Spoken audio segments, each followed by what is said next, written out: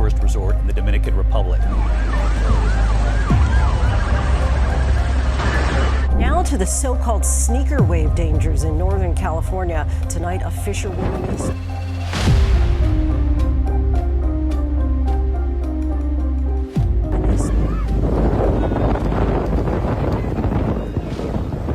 En los últimos días, una serie de acontecimientos registrados en distintos puntos de Estados Unidos ha llamado la atención de expertos, periodistas y millones de personas. Incendios de gran magnitud, inundaciones repentinas, fenómenos inusuales en el cielo, estructuras antiguas descubiertas bajo tierra y sucesos difíciles de explicar están ocurriendo con una frecuencia que muchos consideran fuera de lo común. Por separado, cada noticia tiene su propia explicación. Pero cuando todas aparecen casi al mismo tiempo, la pregunta cambia por completo.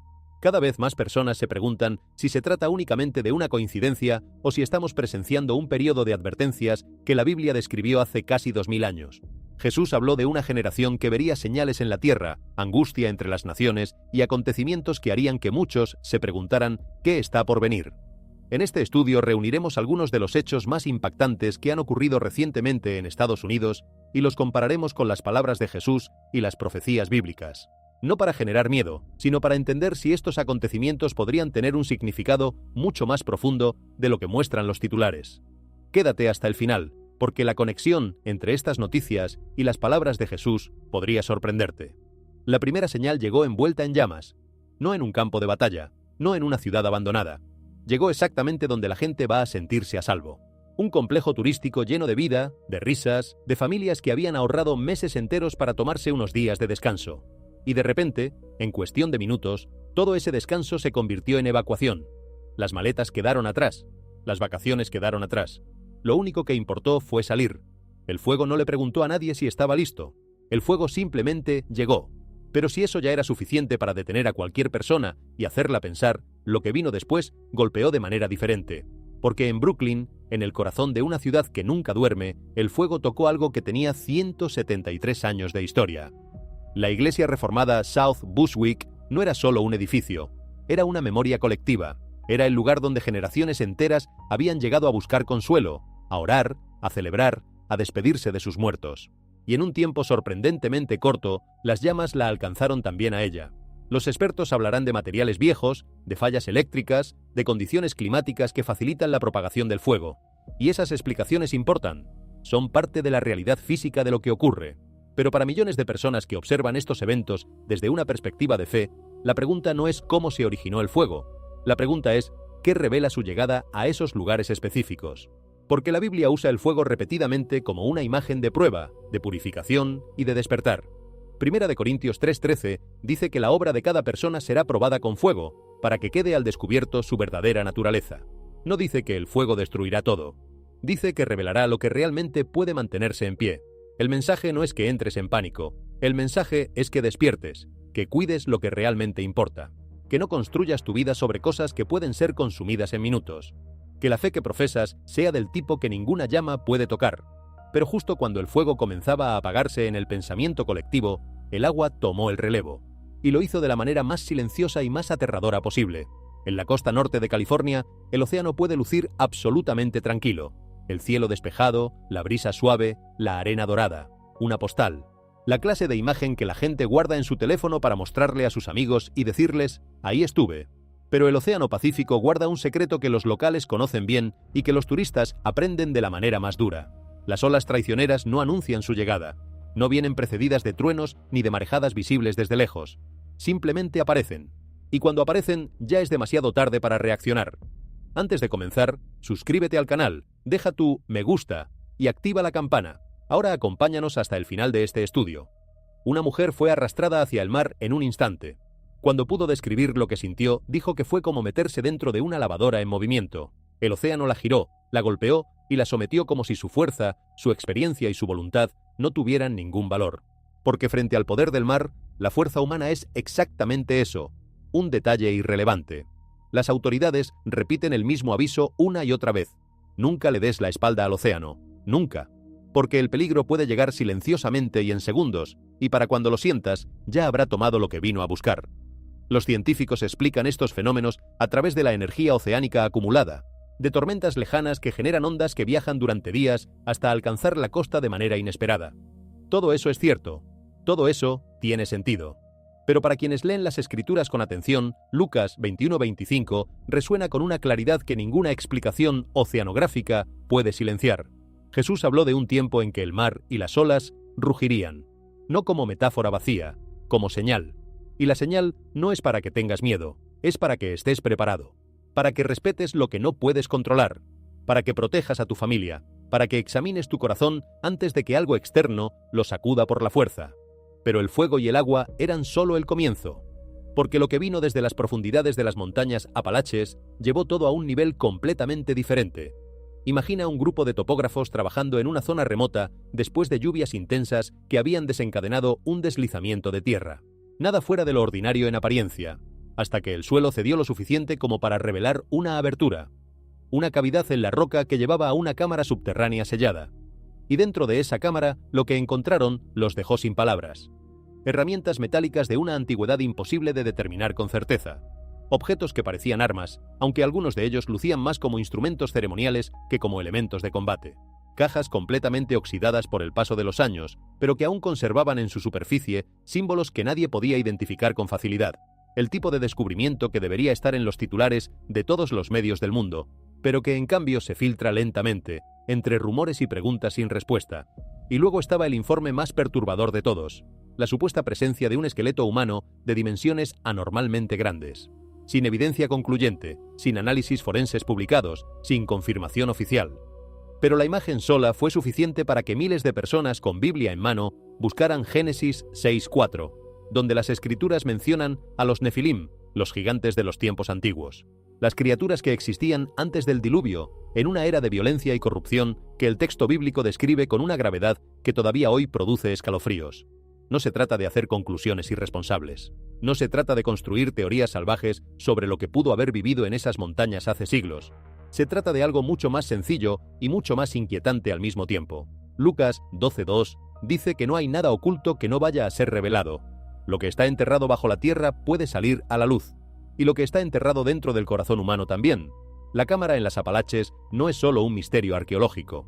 Es un recordatorio de que la historia tiene capas que aún no hemos terminado de leer. Y que a veces cuando la tierra se abre, no es solo para mostrarnos lo que hubo antes, es para preguntarnos si estamos prestando suficiente atención a lo que está ocurriendo ahora. Pero del suelo pasamos al agua, no al océano esta vez, a algo más quieto, más oscuro y en cierto modo más inquietante porque no llegó con olas ni con fuerza. Llegó en silencio. El lago Champlain tiene una historia larga y extraña. Los relatos sobre una criatura que habita sus profundidades tienen siglos de antigüedad, y hay quienes los toman como leyenda folclórica y quienes los toman con una seriedad que va más allá de lo científico. Pero lo que varios testigos describieron recientemente no encajaba con ninguna categoría sencilla. Una forma larga y oscura, brillante como si su superficie fuera de material sólido, deslizándose a través del agua con una calma deliberada que no se parecía al movimiento de ningún pez conocido. No salpicó, no se hundió rápidamente al sentir la presencia humana. Simplemente cruzó el lago con una lentitud casi ceremonial y luego desapareció bajo la superficie como si nunca hubiera estado ahí. Los escépticos dirán que era un tronco, una sombra, un reflejo de la luz sobre el agua, y todas esas explicaciones deben ser consideradas con seriedad, pero lo que frenó a mucha gente fue la forma, y el movimiento, y esa quietud que rodeó todo el episodio, como si el lago mismo estuviera conteniendo el aliento. Isaías 27:1 habla de Leviatán, la serpiente retorcida, la criatura del mar profundo. En el lenguaje bíblico, Leviatán no es solo un animal extraño, representa el caos, el poder oculto, las fuerzas que están más allá del alcance y del control humano. Recuerda a la humanidad que las profundidades guardan misterios que ninguna mente racional puede agotar completamente. El mensaje no es que entres en pánico ni que pases tu tiempo buscando monstruos en cada lago tranquilo.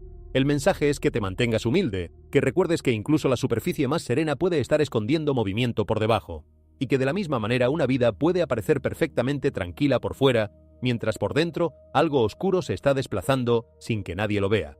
Permanece despierto, camina con cuidado, coloca tu confianza en Dios, que gobierna la tierra, el cielo y las profundidades que ningún ojo humano puede explorar completamente. Y justo cuando el misterio del lago comenzaba a disiparse, los ojos de las personas se elevaron hacia arriba, porque el cielo tenía algo que decir. En varios lugares del mundo, colgando sobre el horizonte como coronas de fuego suspendidas en el vacío, aparecieron anillos de luz. No las nubes ordinarias que se forman y se disuelven en cuestión de minutos. Círculos brillantes, perfectamente definidos, que permanecían estáticos con una quietud que no correspondía a ningún patrón climático conocido. La gente dejó de caminar. Se detuvo en medio de las calles, en los campos abiertos, en los estacionamientos, y sacaron sus teléfonos. No porque pensaran que era el fin del mundo, sino porque lo que estaban viendo era demasiado extraordinario como para no registrarlo. Los expertos tienen una explicación para esto y es perfectamente válida. Los halos atmosféricos son fenómenos producidos cuando la luz del Sol o de la Luna se refracta a través de cristales de hielo en la atmósfera. Es física, es ciencia, es real. Pero para millones de creyentes, la explicación técnica no agota el significado del momento. Joel 2:30 dice que Dios mostrará maravillas en el cielo y en la tierra. Un anillo de fuego en el cielo no es evidencia de que el fin del mundo llegó esta tarde. Pero sí puede ser la clase de imagen que hace que una persona pause, que mire hacia arriba, que recuerde que la existencia tiene capas que van más allá de lo que se puede ver en la pantalla de un teléfono. El mensaje no es pánico, el mensaje es reflexión. Cuando el cielo nos hace detenernos, tal vez también es momento de examinar el camino que estamos recorriendo, de volver a la oración, de preguntarnos honestamente si nuestros corazones están verdaderamente preparados para lo que venga. Y después de las señales en el cielo, vinieron las señales que nadie esperaba, las que llegaron en la oscuridad, mientras la gente dormía.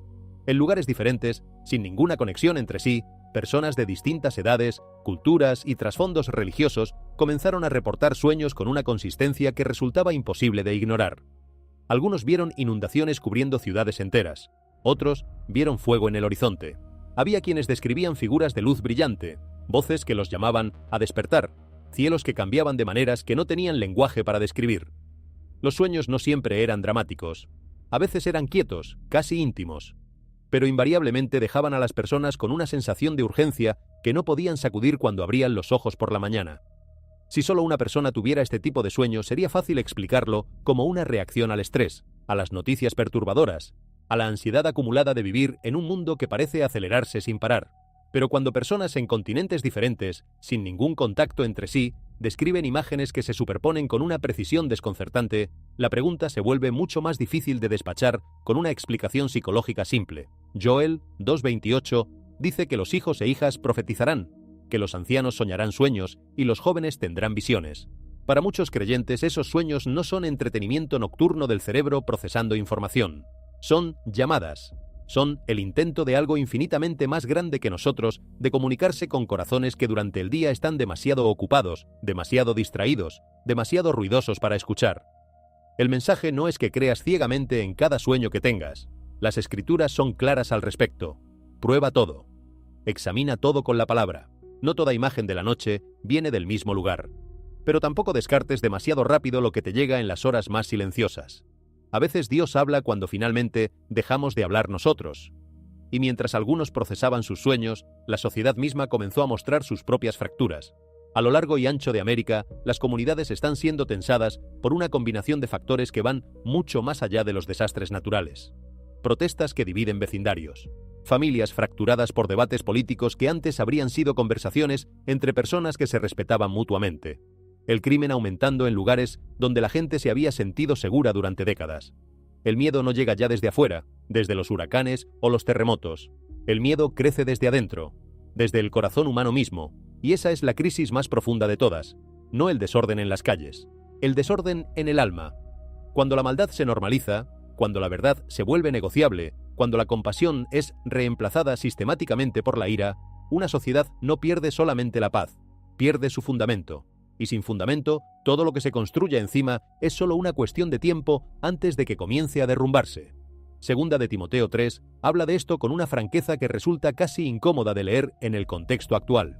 El texto advierte que en los últimos tiempos vendrán tiempos difíciles, cuando los hombres serán amantes de sí mismos, amantes del dinero, jactanciosos, soberbios, blasfemos, desobedientes a los padres, ingratos, impíos. Cada adjetivo de esa lista puede aplicarse a titulares de noticias de los últimos años. Pero el mensaje no es que odies a la sociedad, es que ores por ella. En un mundo que se divide, los creyentes están llamados a mantenerse despiertos, a conservar sus corazones puros, a amar a quienes los rodean y a mantenerse firmes sobre el fundamento que ningún vendaval social puede derribar. Y cuando colocas todas estas señales juntas, ya no estás hablando de eventos aislados. Estás viendo un patrón: el fuego alcanzando lugares de descanso, las olas barriendo playas tranquilas, la tierra revelando lo que estaba sellado, el cielo dibujando coronas de luz, los sueños perturbando el sueño de personas desconectadas entre sí, la sociedad quebrándose desde adentro. Cada uno de estos eventos toca una parte diferente de la experiencia humana: la seguridad, la familia, la fe, el miedo, la memoria, la condición del corazón, y juntos, como piezas de un mosaico que solo puedes ver completo cuando te alejas lo suficiente para observar el conjunto, forman algo que resulta imposible de ignorar si tienes la honestidad de mirarlo sin pretextos. Isaías 43:2 dice: «Cuando pases por el fuego, no te quemarás». La promesa no es que el fuego nunca llegue, la promesa es que Dios permanece con su pueblo en medio de él.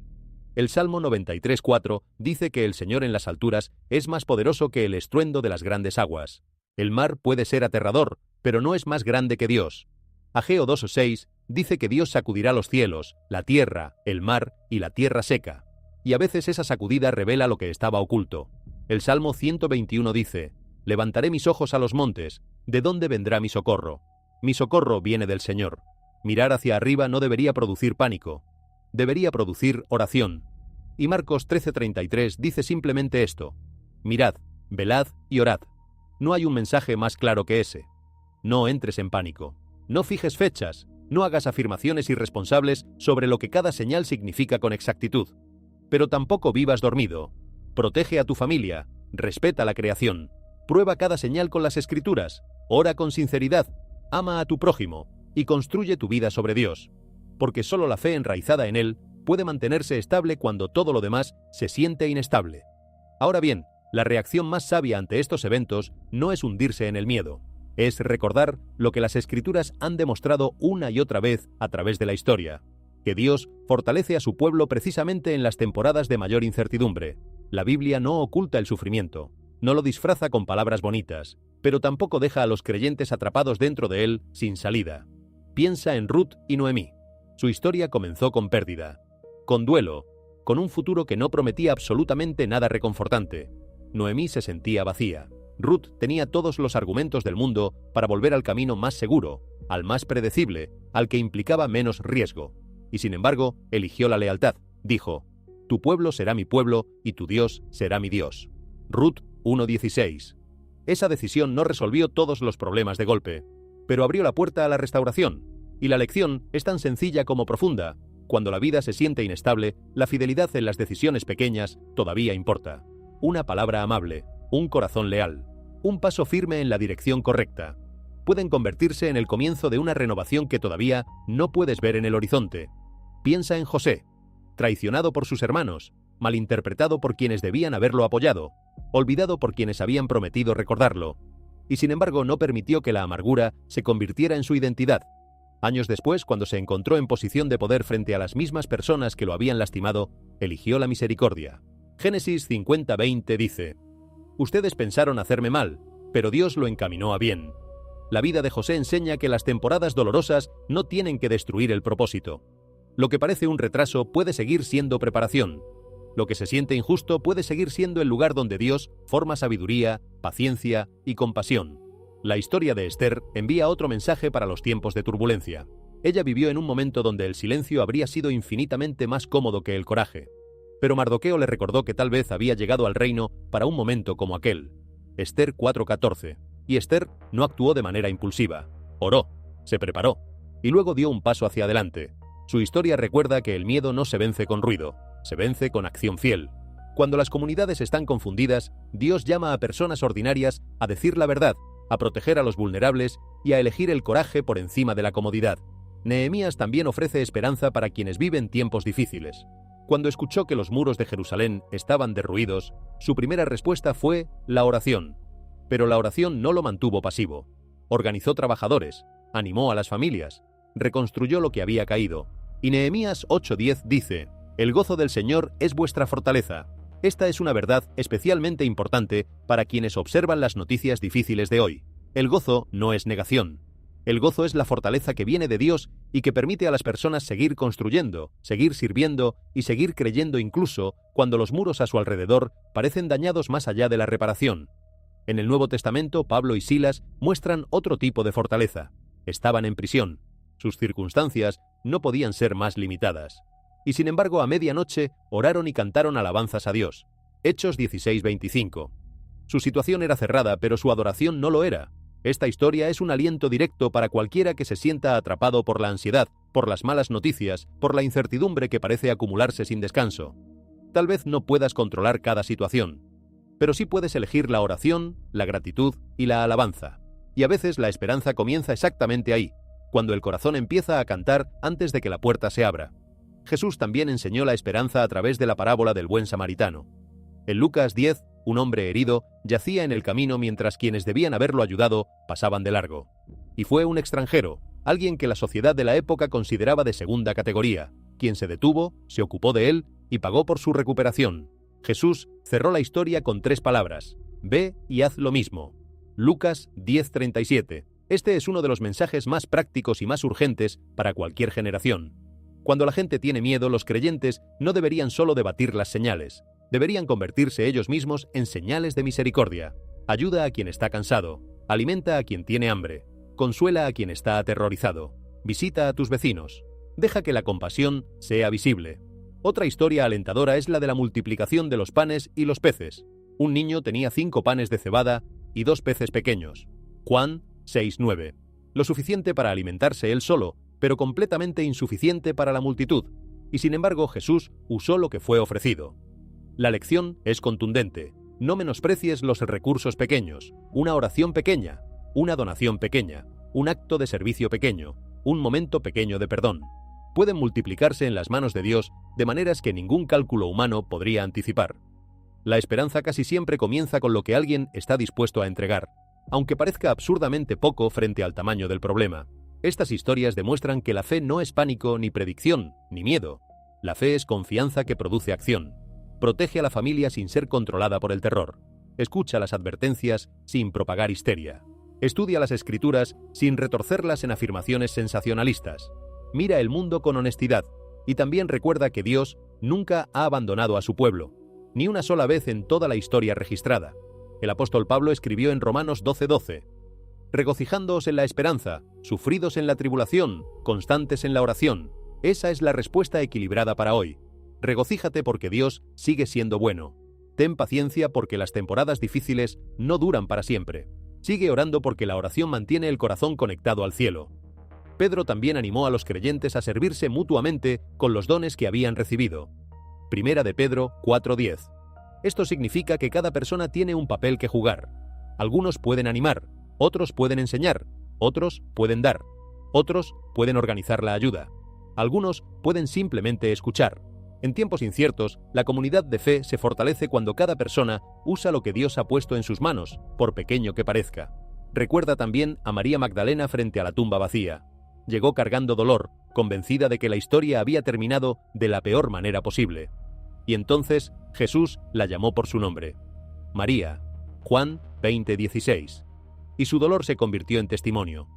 Este momento es profundamente alentador porque Dios no solo habla a las multitudes, también se encuentra con cada corazón individual. Cuando la gente se siente ignorada, agotada o confundida, Cristo todavía sabe sus nombres. Puede convertir el luto en testimonio y la incertidumbre en misión. Lo mismo aparece en 2 de Corintios 1:4. Dios nos consuela para que nosotros podamos consolar a los que están en cualquier tribulación con el consuelo con que nosotros mismos somos consolados por Dios. El consuelo nunca está destinado a quedarse en una sola persona. Se convierte en un río. Alguien fortalecido por Dios puede fortalecer a un vecino, a un hijo, a un amigo, a una comunidad aterrorizada. Así es como la esperanza sigue avanzando hacia adelante. La lección final de todo esto es tan sencilla que casi duele en su contundencia. Deja que los eventos inusuales te hagan más sabio, no más frío, más orante, no más temeroso, más amoroso, no más dividido. Deja que las familias se reúnan, que perdonen rápido, que hablen con gentileza y que se preparen con responsabilidad. Deja que las comunidades recuerden que la esperanza no es debilidad, la esperanza es coraje espiritual. Hebreos 10:24 dice que debemos considerarnos mutuamente para estimularnos al amor y a las buenas obras. Eso es lo que las personas necesitan ahora mismo. No desesperación, no pánico, no afirmaciones irresponsables, amor que actúa, fe que se mantiene en pie y esperanza que eleva a los demás. El mundo puede sentirse incierto, pero un corazón anclado en Dios todavía puede traer luz a quienes lo rodean. En cada temporada de tormenta, Dios puede levantar personas que oren, que sirvan, que reconstruyan, que perdonen y que recuerden al mundo que su misericordia todavía está cerca. Ahora bien, existe algo que todos estos eventos tienen en común, algo que va más allá de los titulares y de las teorías, y que llega directamente al núcleo de lo que significa ser humano en este momento de la historia. La Escritura dice en el Salmo 97:3 que el fuego va delante de él y quema a sus adversarios alrededor. La imagen sugiere movimiento. El fuego aparece antes de lo que viene a continuación, y eso es exactamente lo que estamos viendo en el patrón de estos eventos. Cada uno parece preparar el terreno para el siguiente, como si nada ocurriera de manera aislada, como si cada pieza encajara en una secuencia más grande que todavía estamos comenzando a descifrar. Un refugio de vida silvestre ardiendo fuera de temporada no es solo un incendio, es una interrupción de los patrones que la gente daba por sentados. Y cuando los patrones familiares se rompen, la Biblia anima a las personas a detenerse y reflexionar. El fuego expone lo que puede soportar el calor y lo que no. Y la pregunta que queda flotando en el aire no es técnica, es espiritual. ¿Estamos prestando atención a lo que está cambiando a nuestro alrededor o seguimos confiando en viejos patrones que ya no se sostienen? Y después del fuego vino la lluvia. Una lluvia que los expertos describieron como un evento de 1000 en 1000 años. Precipitaciones que superaron todos los pronósticos, que abrumaron laderas ya arrasadas por las llamas. Lo que debería haber traído alivio se convirtió en fuente de daño adicional y de exposición. En condiciones normales, la lluvia restaura, enfría el suelo, alimenta las raíces, trae renovación. Pero después del fuego el suelo cambia. La tierra quemada a menudo se endurece y se vuelve impermeable, incapaz de absorber lo que cae desde arriba. En lugar de penetrar, el agua corre por la superficie, llevando consigo cenizas, escombros y suelo pendiente abajo. Lo que debería haber nutrido ahora revela debilidad. La Biblia describe el agua en este doble papel con una precisión sorprendente. Es un regalo, pero también es una prueba. En los días de Noé, la lluvia no llegó sin advertencia previa. Llegó después de años de paciencia y de instrucción ignorada. Y cuando finalmente cayó, no simplemente regó el suelo, expuso la condición del mundo. Quienes estaban preparados encontraron refugio. Quienes no lo estaban enfrentaron las consecuencias de haber ignorado las señales. Amós 4:7 dice: en una ciudad hice llover, y en otra ciudad no hice llover. El versículo subraya el momento y el propósito. La lluvia no es aleatoria. Dónde cae y cómo es recibida importa. En este momento la lluvia intensa que sigue al fuego muestra con una claridad brutal cómo la gracia puede convertirse en prueba cuando los cimientos están débiles. Cuando la tierra ya no puede recibir lo que fue diseñado para ayudarla, lo que sigue es exposición en lugar de crecimiento. Esta secuencia, primero el fuego y luego la lluvia, forma una advertencia sin palabras. Los eventos no están separados, llegan en orden. El fuego prepara el terreno, el agua lo prueba. Juntos revelan lo que hay debajo de la superficie. Y la pregunta más importante no es si la lluvia es buena o mala. La pregunta más profunda es si el suelo está listo para recibirla. Cuando el agua de lluvia ya no puede penetrar en el suelo y corre por la superficie, la crisis entra en una nueva fase. En las montañas, el agua corre llevando consigo suelo suelto, rocas fragmentadas y árboles enteros. De un flujo superficial se transforma en un violento flujo de barro que se mueve como una pared, no como un arroyo. Y ese tipo de evento es diferente porque no está causado por un solo factor. El agua no actúa de manera aislada. La tierra ya no es estable. Las rocas que antes anclaban las laderas están arrancadas de raíz. Todo se combina en una fuerza destructiva que no pide permiso. Los caminos desaparecen. Las casas son aplastadas. El paisaje se transforma más allá del reconocimiento en segundos, no en años. En el mundo natural cada elemento tiene un papel. El agua fluye, la tierra sostiene, las rocas estabilizan. Cuando estos roles se confunden, el orden cede ante el caos. La Biblia considera estos eventos significativos. La naturaleza fue diseñada para funcionar en armonía. Y cuando sus partes ya no funcionan en conjunto, el texto sagrado lo describe como un gemido, no como un accidente. Romanos 8:22 dice: toda la creación gime a una. Esta imagen es importante. El gemido no es silencioso y tampoco es destrucción repentina. Es el sonido de la tensión, de la presión acumulándose bajo estrés. Como dolores de parto, señala que algo se aproxima, aunque el resultado todavía no sea visible. Los flujos de escombros reflejan esta tensión con una precisión casi matemática. El fuego debilita la tierra, la lluvia la abruma, la gravedad termina el colapso. Cada etapa prepara la siguiente. Nada ocurre solo. Cada evento alimenta al siguiente. Y lo que hace estos momentos especialmente perturbadores es la velocidad con que se desarrollan. Hay poco o ningún tiempo para reaccionar. La supervivencia en varios casos dependió no de la preparación, sino del azar. El peligro no era visible. Estaba oculto bajo lo que parecía estable. Mientras tanto, en las regiones más frías, los sistemas de transporte seguían el mismo patrón de colapso. Los caminos se congelaban más rápido de lo que los equipos de emergencia podían responder. Los ferrocarriles se paralizaban. Los aeropuertos cerraban. Los vehículos de emergencia se movían más lento, no porque los respondedores carecieran de habilidad, sino porque las condiciones eliminaban cualquier margen para el error. Este no era el caos causado por una tormenta de nieve que se acumula durante días. Era la parálisis causada por la velocidad. Los sistemas diseñados para adaptarse de manera incremental fueron forzados a un fallo inmediato. Psicológicamente, el impacto cortó mucho más profundo que una interrupción climática ordinaria. Los residentes no describían miedo, describían conmoción. La gente confiaba en el hielo porque había aguantado durante años. Confiaba en las rutinas porque el invierno seguía patrones. Esta vez, el ritmo se hizo pedazos. El hielo que lucía sólido cedió peso sin agrietarse primero. Las paredes de nieve se formaron con poco tiempo de anticipación, borrando la visibilidad en minutos, mientras que apenas a pocos kilómetros los caminos permanecían secos y despejados. No había una única nevada récord en algunas áreas, solo lagos congelándose de manera desigual, presión cambiando bajo la superficie y peligros silenciosos convirtiéndose en riesgo mortal. El peligro no era cinematográfico, era silencioso. Y los peligros silenciosos son los más difíciles de procesar porque eluden el instinto y golpean la expectativa. En las escrituras, el frío y el hielo no son fuerzas caóticas o aleatorias. En Job 37, el hielo es descrito como un instrumento que detiene la actividad, no como un arma de destrucción. Por el aliento de Dios se forma el hielo, dice el texto, enfatizando la restricción en lugar de la destrucción. La imagen no es de pánico, sino de quietud impuesta. El trabajo se detiene, el movimiento se enlentece. Los planes humanos son interrumpidos a mitad del paso. El comercio pausó cuando los caminos se bloquearon con hielo. El viaje cesó cuando las tormentas cortaron los corredores sin aviso. Las comunidades no se dispersaron, esperaron. El frío impuso límites, recordando a los sistemas y a las personas por igual que el control siempre es condicional. Si el noreste fue forzado a la quietud, Maui fue lanzado al movimiento. Los incendios de Maui no se comportaron como quemas estacionales familiares. No avanzaron lentamente, corrieron. Barrios enteros fueron superados antes de que las órdenes de evacuación pudieran circular completamente. Los residentes describieron fuego apareciendo simultáneamente en múltiples ubicaciones, avanzando más rápido que la respuesta humana. El viento intensificó la propagación, pero el viento solo no explica la velocidad ni la coordinación de la destrucción. Lo que perturbó a los investigadores y a los sobrevivientes por igual fue la ausencia de un punto de partida claro, sin una ignición única, sin una secuencia obvia. Las llamas parecieron llegar todas al mismo tiempo, colapsando el tiempo disponible. Las rutas de escape desaparecieron, las comunicaciones fallaron. El margen entre la conciencia y la catástrofe se redujo a segundos. A diferencia de las tormentas o las inundaciones, el fuego no deja término medio, no desplaza, consume. Hogares, infraestructura, memorias, todo reducido a ausencia. Los sobrevivientes no describieron el miedo primero, describieron la incredulidad. El fuego se movió más rápido que el pensamiento, más rápido que la planificación, más rápido que la confianza en los sistemas de alerta. Aquí es donde el significado diverge del noreste congelado.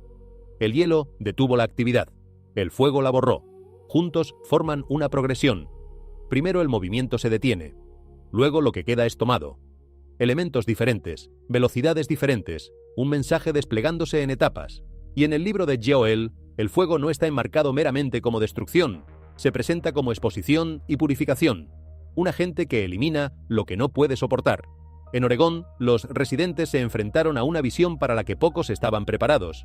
Sin advertencia, la tierra misma comenzó a separarse.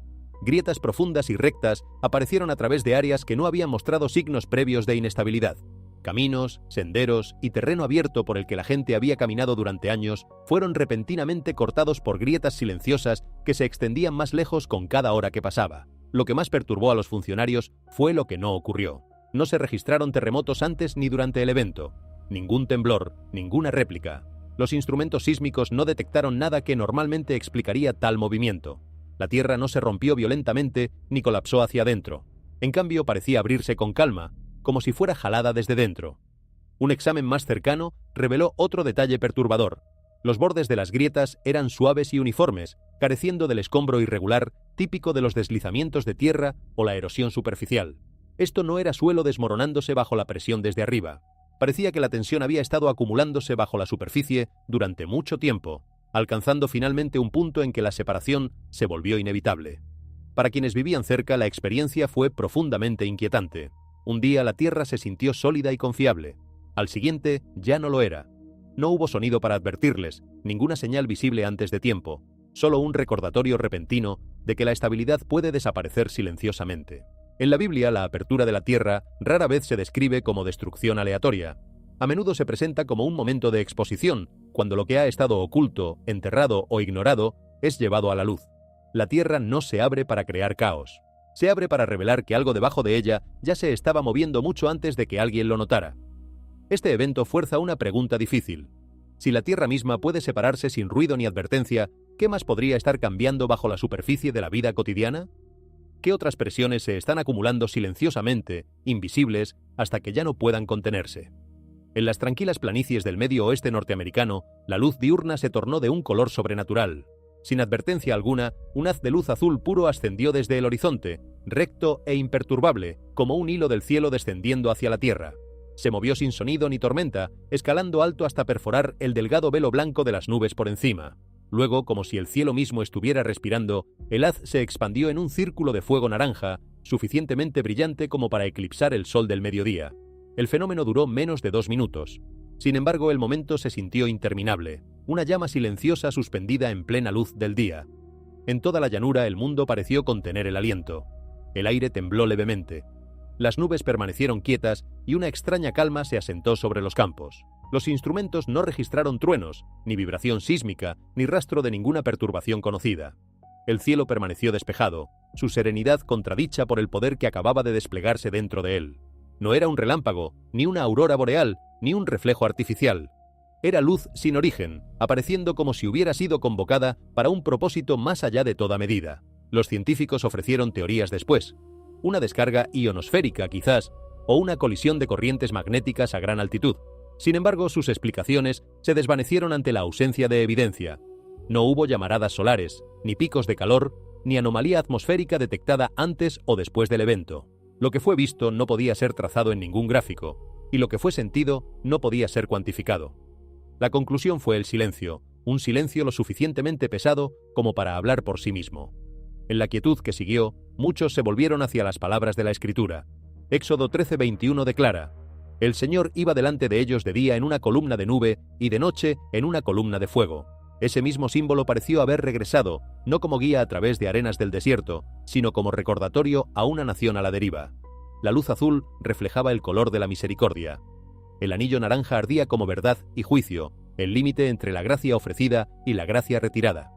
Juntos hablaban un lenguaje más antiguo que las tormentas, la compasión del cielo de pie lado a lado con la advertencia del cielo. Esta señal, breve pero inolvidable, cargaba el peso de la revelación. No fue destrucción lo que apareció sobre los campos, fue comunicación, un diálogo entre la creación y su creador. El cielo se había convertido en un pergamino de luz, declarando que el tiempo todavía está concedido, pero que no es interminable. La tierra de abajo respondió en silencio, los campos brillando con tenues vestigios de color mientras el haz se desvanecía a la vista. Cuando la luz se fue, el horizonte permaneció intacto. Sin embargo, todo lo que estaba debajo de él se sintió cambiado. Para quienes lo presenciaron, no había necesidad de truenos ni de voz. El significado estaba claro en el silencio mismo. Los cielos no se estaban derrumbando, estaban hablando, y América había escuchado el susurro. El día terminó como había comenzado, bajo un sol tranquilo y dorado, pero había quedado una marca en el cielo, un recuerdo, una advertencia, una promesa. Y mientras la luz se desvanecía, una verdad permaneció flotando en el aire. Las señales ya no son distantes. Han entrado a la luz del día.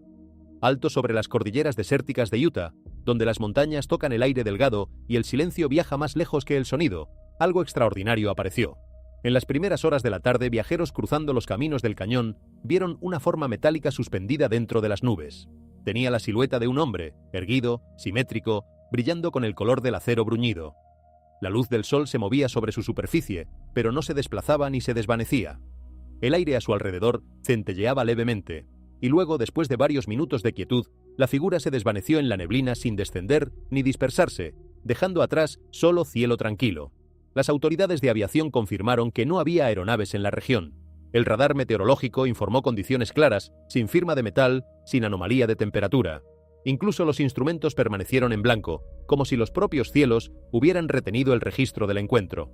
La luz del mediodía continuó sin perturbaciones, pero quienes miraron hacia arriba hablaron después de una presencia que no era ni del cielo ni de la tierra. En los días siguientes, la especulación circuló. Los analistas sugirieron un dron atrapado en una capa de niebla, un espejismo atmosférico o equipo militar reflejando la luz solar. Pero no surgió ninguna evidencia. Sin ruta de vuelo, sin escombros, sin informe de prueba o falla. El misterio permaneció intacto. Quienes estudian los escritos antiguos dirigieron su atención a las palabras de Daniel 4:13. Un vigilante, un santo, descendió del cielo. Ese pasaje describe no a un hombre, sino a un ser asignado para observar, para registrar, para dar testimonio. El profeta vio un centinela descendiendo en juicio, un mensajero de propósito y restricción. La forma sobre Utah parecía hacer eco de esa visión. Joel 2 describe el fuego precediendo un momento de ajuste de cuentas, no como caos, sino como revelador. Lo que permanece después del fuego es lo que nunca dependió de la fuerza de la superficie. Los incendios de Maui revelaron vulnerabilidades que habían sido ignoradas durante años. Infraestructura tensada por cambios climáticos. Sistemas de emergencia al límite de su capacidad. Paisajes alterados más allá de la resiliencia. Pero también reveló algo más profundo: la fragilidad de los supuestos. La gente asumía que la advertencia llegaría con tiempo suficiente. Asumían que las rutas de escape permanecerían abiertas. Asumían que el fuego se comportaría como siempre lo había hecho. No fue así. Y observa la secuencia. Sistemas congelados primero. Luego tierra ardiendo. Los elementos no se repiten. Escalan. Uno restringe. El otro consume. Ninguno pide permiso. Los agricultores del Medio Oeste se fueron a dormir esperando otra mañana ordinaria. Se despertaron con campos que parecían muertos. No dañados, no luchando, muertos. Filas de maíz, trigo y soya que no habían mostrado signos de estrés el día anterior estaban quebradizas y grises al amanecer. Las hojas se desmoronaban al tacto. Los tallos se quebraban bajo su propio peso. En algunas áreas, filas enteras de árboles saludables durante décadas perdieron toda vitalidad en una sola noche. No hubo advertencia de sequía, ni ola de calor, ni invasión de plagas, ni enfermedad propagándose de campo en campo. El colapso fue instantáneo, sincronizado y silencioso. Lo que hizo este evento tan perturbador no fue la pérdida en sí misma, sino la velocidad. La agricultura está construida sobre el cambio gradual. Los cultivos fallan lentamente. El suelo se agota a lo largo de temporadas. La enfermedad se anuncia a través de patrones. Nada de eso se aplicó aquí. Las pruebas de laboratorio revelaron algo inquietante. Las plantas no murieron por estrés externo. Sus sistemas internos se apagaron. El flujo de savia se detuvo. El transporte de nutrientes cesó. Las defensas naturales nunca se activaron.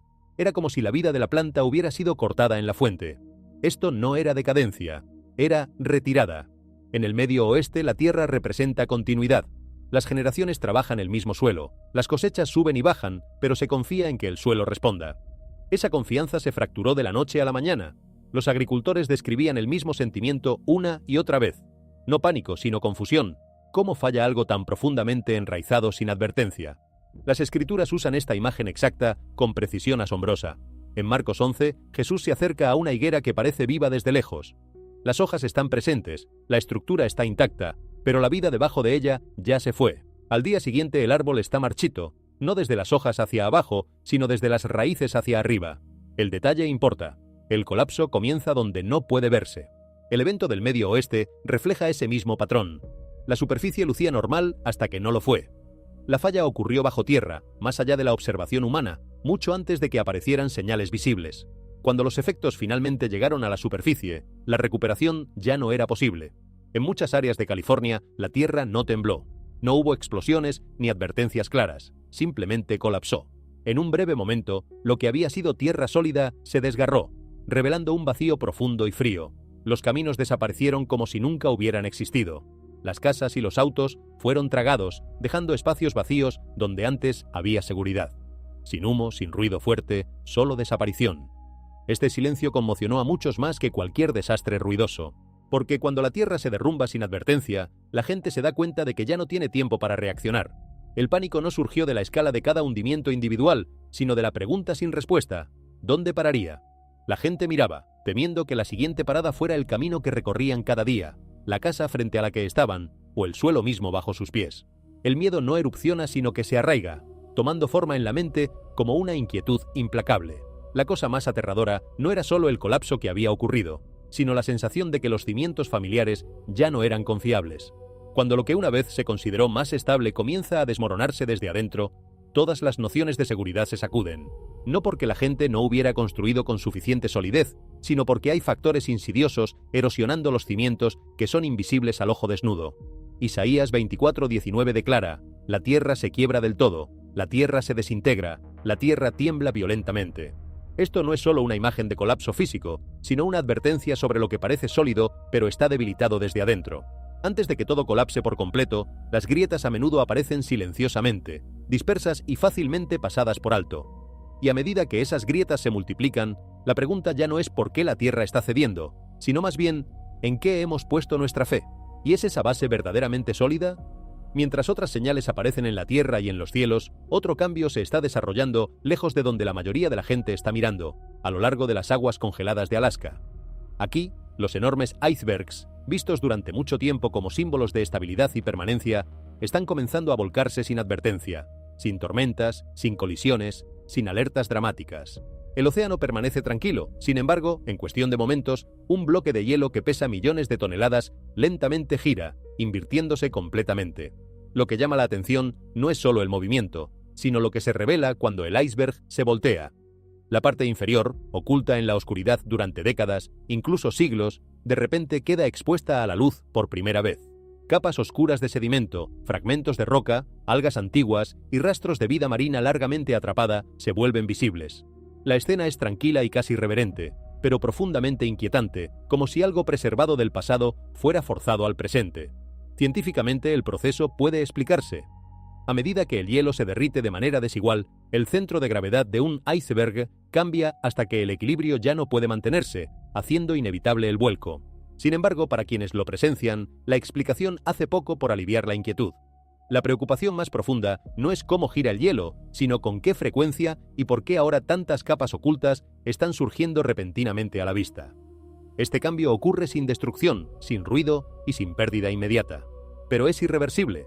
Una vez que la parte inferior queda expuesta, no puede volver a su estado anterior. Lo que una vez fue sellado y preservado por el hielo entra en una nueva fase donde la luz, el agua y el tiempo comienzan a remodelarlo. A lo largo de las escrituras, los momentos de revelación a menudo se describen de esta manera, no como colapso instantáneo, sino como exposición antes del juicio o la transformación. Lo que está oculto se trae a la luz. La estabilidad en la superficie no significa equilibrio debajo de ella. Entonces la pregunta no es por qué el hielo se derrite y se vuelca. La pregunta real es por qué en este momento tantas cosas que estaban ocultas están siendo descubiertas al mismo tiempo. Y si incluso las capas antiguas del hielo están siendo volcadas para revelar lo que contenían, cuanto más en la Tierra, en los océanos y dentro de la vida humana se está acercando a su momento de exposición. A medida que el hielo se voltea y las capas ocultas se exponen en el lejano norte, otra señal se está desarrollando silenciosamente en el corazón del paisaje americano. En las cadenas montañosas de Colorado y Wyoming, los científicos han observado algo inesperado. La Tierra misma está subiendo y bajando en ciclos lentos y mensurables. Estas montañas no están en erupción, no se están agrietando ni colapsando. Se están moviendo, casi respirando, expandiéndose hacia arriba y luego asentándose de nuevo a lo largo del tiempo. Lo que hace este fenómeno inquietante no es su velocidad, sino su silencio. No hay terremotos para anunciar el cambio, sin temblores sentidos por las comunidades cercanas, sin explosiones ni destrucción visible. En cambio, la Tierra se desplaza gradualmente, constantemente, como respondiendo a la presión que se acumula profundamente bajo la superficie. Los instrumentos detectan movimiento, pero los sentidos humanos casi no sienten nada. La superficie parece tranquila, incluso estable, mientras las fuerzas de abajo continúan su trabajo sin ser vistas. Los geólogos explican que estos movimientos son causados por cambios de presión dentro de la corteza terrestre, redistribución del magma, dinámica del manto y ajustes estructurales profundos. Sin embargo, las explicaciones no eliminan la inquietud más profunda, porque esto no es violencia repentina. Es movimiento persistente. No caos, sino tensión. Las montañas no se están rompiendo, pero tampoco están en reposo. Este movimiento silencioso carga su propio peso. Cuando la Tierra debajo de vastas cadenas montañosas sube y baja sin advertencia ni sonido, desafía la idea de que la estabilidad significa quietud. Algo puede parecer sin cambios en la superficie mientras se desplaza continuamente por debajo, y esa realidad es mucho más difícil de comprender que un solo desastre dramático. En las Escrituras, este tipo de movimiento no es desconocido. El Salmo 114:4 dice: «Los montes saltaron como carneros, los collados como corderos». El versículo no describe destrucción, sino capacidad de respuesta, la creación reaccionando a fuerzas más allá del control humano. Las montañas, símbolos frecuentes de permanencia y fortaleza, se muestran capaces de movimiento cuando un poder más profundo está en obra. Lo que estamos presenciando en Colorado y Wyoming no es una advertencia gritada a través de la catástrofe, sino una susurrada a través del movimiento. La Tierra no está colapsando, pero tampoco está tranquila. La presión permanece activa. El equilibrio es temporal y la ausencia de ruido no significa ausencia de cambio. Estas montañas que respiran nos recuerdan que las superficies tranquilas pueden ser engañosas. Las fuerzas que dan forma al futuro a menudo se mueven lentamente, silenciosamente y fuera de la vista. Y cuando la creación comienza a cambiar sin romperse, plantea una pregunta sobria. Si incluso las montañas se están ajustando bajo una presión invisible, ¿cuán estables son los cimientos que asumimos que nunca se moverán? La señal no está en lo que ha caído, sino en lo que sigue en pie, y sin embargo cambia silenciosamente. A medida que las montañas suben y bajan en silencio, otra señal se está extendiendo silenciosamente por la tierra. Esta vez, no a través del movimiento, sino a través del color. En los bosques de pinos de múltiples regiones, vastas extensiones de verde se están desvaneciendo en tonos de marrón rojizo. El cambio no es gradual a lo largo de décadas, sino rápido, desarrollándose dentro de un período de tiempo sorprendentemente corto. Desde el aire, bosques enteros parecen alterados, como si una señal viva estuviera pasando a través de ellos. Lo que hace este fenómeno especialmente perturbador es lo que no ha ocurrido. Los árboles no están quemados, no están desarraigados. No hay huracanes, ni tormentas masivas, ni desastres obvios que expliquen una decoloración tan generalizada. El bosque permanece de pie, sus troncos intactos, sus ramas todavía alcanzando hacia arriba, y sin embargo, algo dentro de ellos está fallando.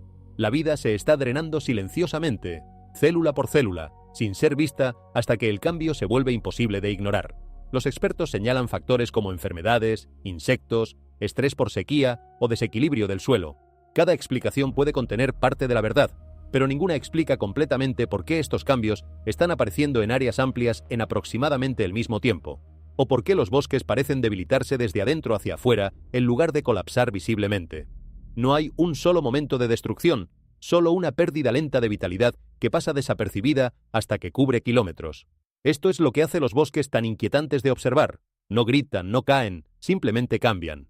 El silencio mismo se convierte en parte del mensaje. Para cuando el cambio de color es visible desde el suelo, el daño ya ha progresado profundamente dentro del árbol. Lo que aparece en la superficie es solo la etapa final de un proceso que comenzó mucho antes de que alguien estuviera mirando. En las Escrituras, este patrón es familiar.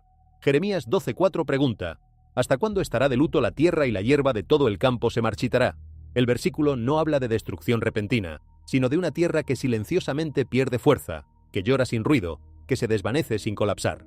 Es una imagen de decadencia que comienza internamente, mucho antes de que la ruina exterior sea evidente. Los bosques de pinos han simbolizado durante mucho tiempo la resistencia. Los árboles de hoja perenne permanecen verdes a través de temporadas de frío y adversidad. Se espera que duren. Por eso su decoloración se siente tan equivocada. Cuando lo que se conoce por su resiliencia comienza a desvanecerse silenciosamente, desafía los supuestos sobre la permanencia y la salud. La estabilidad, al parecer, puede coexistir con la decadencia. Este fenómeno nos recuerda que hay procesos invisibles que pueden estar avanzando mucho antes de que sean detectables. Lo que luce saludable puede estar perdiendo vida desde adentro. Y cuando finalmente el color en la superficie traiciona lo que ocurre dentro, la ventana para la intervención a menudo ya se ha cerrado. La pregunta que este silencio plantea no es técnica, es existencial. ¿Cuántas cosas en nuestra propia vida están perdiendo vitalidad internamente, mostrando señales que aún no vemos porque estamos demasiado cerca de la superficie para percibir el cambio que se está acumulando por debajo? Y aquí llegamos al punto más importante de todo lo que hemos estado observando juntos en estas páginas. Cada uno de estos eventos, el fuego en los resorts y las iglesias, las olas traicioneras en California, las cavidades selladas en las Apalaches, la silueta en el lago Champlain, los anillos de luz en el cielo, los sueños que se repiten sin coordinación, la tierra que se abre en silencio, los icebergs que revelan lo que escondían, las montañas que respiran, los bosques que se desvanecen desde adentro. Cada uno de ellos por separado podría ser explicado, debatido, contextualizado dentro de los marcos de la ciencia natural. Pero juntos, vistos como un conjunto, como un patrón que se desarrolla en tiempo real, son algo diferente. son una invitación a despertar, a examinar no solo lo que está ocurriendo en el mundo, sino lo que está ocurriendo dentro de nosotros, porque la pregunta más urgente nunca fue ¿qué está pasando afuera? Siempre fue ¿qué está pasando adentro? ¿Estamos construyendo nuestra vida sobre cimientos que pueden soportar el fuego? ¿O sobre cosas que luzcan sólidas hasta que un solo evento las revele por lo que realmente son? ¿Estamos prestando atención a las advertencias que llegan, ya sea a través de la naturaleza, de los sueños, de las grietas que se abren silenciosamente bajo la superficie de nuestras relaciones y nuestras convicciones? ¿O seguimos dándole la espalda al océano, confiando en que esta vez las olas se portarán bien? Proverbios 22:3 dice: «El prudente ve el peligro y se aparta, pero el simple sigue adelante y sufre el daño». No es un versículo que llama al miedo, es un versículo que llama a la sabiduría, a la atención, a la responsabilidad de ver lo que está delante y actuar con inteligencia en lugar de con complacencia. Si hay una advertencia meteorológica, escúchala.